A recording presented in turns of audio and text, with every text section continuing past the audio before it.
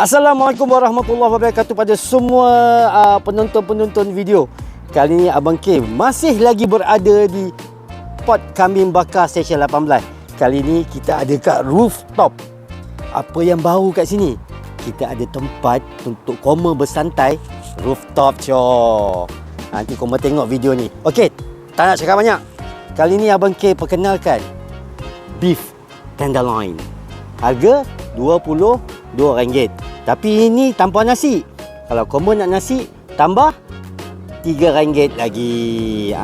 Ini dia. Nak cakap banyak. Nak pakai parang pun boleh. Nak pakai sudu dengan pisau pun boleh. Tapi koma jangan cuba-cuba pakai parang. Nanti luka tangan susah. Okey, sekali ni kita nak test daging tenderloin ni. Ni antara signature dekat Pot Kambing Bakar ni.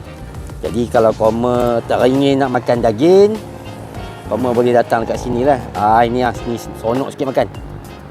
Okey. Dengan sos, ni semua ni karbonnya sos semua homemade. Ni semua homemade. Jadi koma kena cuba. Cuba bismillah.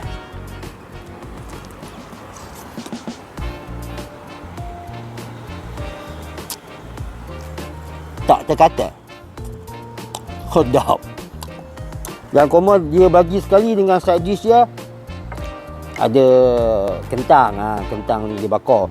Tu ada coleslaw, ni pun semua homemade. Jadi kalau koma nak datang dekat pot kambing bakar ni, bukanya 5.30 petang hingga pukul 12.30 malam. Rabu cuti. Koma jangan datang hari kata-kata, datang hari Rabu. Rabu cuti. Jadi jemput datang ya. Assalamualaikum warahmatullahi wabarakatuh. Bye.